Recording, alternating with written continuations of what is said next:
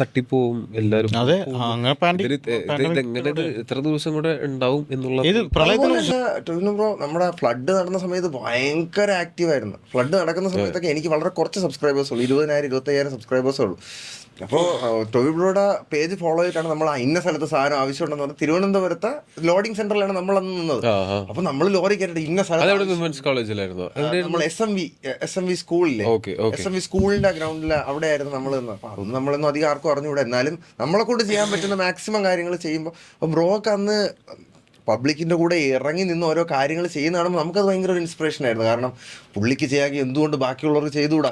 ഞാൻ വെച്ചാൽ ഞാൻ ജനിച്ചു വളർന്ന് ഇരിങ്ങാലക്കുടയിലാണ് അത് ചെയ്യുന്നത്. ഞാൻ മാത്രമല്ല, അവിടെ 90% ആൾക്കാരും ചെയ്തിരുന്നു. ഞാൻ സിനിമയിൽ അഭിനയിക്കണമായിരുന്നു, കൂടുതൽ ആൾക്കാർ എന്നുള്ളത് അതിനകത്തുള്ളൂ. പക്ഷെ അന്നത്തെ അവസ്ഥ എന്ന് പറഞ്ഞു കഴിഞ്ഞാല് ഞാൻ വിചാരിച്ചത് തട്ടിപ്പോവും എല്ലാരും. അതെ, അങ്ങനെ ഇതെങ്ങനെ എത്ര ദിവസം കൂടെ ഉണ്ടാവും എന്നുള്ള ഇത് പ്രളയത്തിനെ കുറിച്ചല്ല. ഞാൻ പാൻഡമിക് കാലത്തേക്ക് മറ്റേ പ്രളയത്തിന് അത് ഒരു സൂപ്പർമാൻ ടീഷർട്ട് ഇട്ട് ഗ്യാസ് സിലിണ്ടർ അത് പ്രളയത്തിന്റെ സമയത്ത് എന്ന് വെച്ചാല് പുറത്തും മഴ നിൽക്കുന്നില്ല. ബാക്കിയുള്ള സ്ഥലങ്ങളിലൊക്കെ വെള്ളം താഴ്ന്നു തുടങ്ങിയപ്പോഴാണ് ഞങ്ങളുടെ അവിടെ വെള്ളം കയറി തുടങ്ങിയത്. അത് ഈ പുഴയുടെ സൈഡിലുള്ള സ്ഥലങ്ങളിൽ നിന്ന് പിന്നെ താഴ്ന്ന പ്രദേശങ്ങളിലേക്കാണ്. അപ്പോൾ ഞങ്ങളുടെ അവിടെയാണ് അവസാനം പൊങ്ങുക. എൻ്റെ വീടിൻ്റെ അവിടെ 3 കിലോമീറ്റർ അപ്പുറത്ത് ഇത്രയും വെള്ളമൊക്കെ ഉണ്ടായിരുന്നു.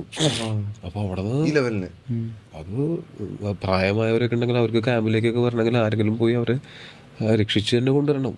അങ്ങനത്തെ ഒരു അവസ്ഥയൊക്കെ ഉണ്ടായിരുന്നു. ഞാൻ പേടിച്ചു പോയിട്ടുണ്ട് ഇതൊക്കെ കണ്ടിട്ട്. പല സമയത്തും നമ്മളിങ്ങനെ വിറങ്ങലിച്ച് നിന്നു പോകും. അതായത് മഴ നിൽക്കുന്നില്ല, നോക്കി നിൽക്കലെ വെള്ളം ഒരു 20 മിനിറ്റ് കൊണ്ട് ഒരടി പൊക്കത്തിലേക്ക്.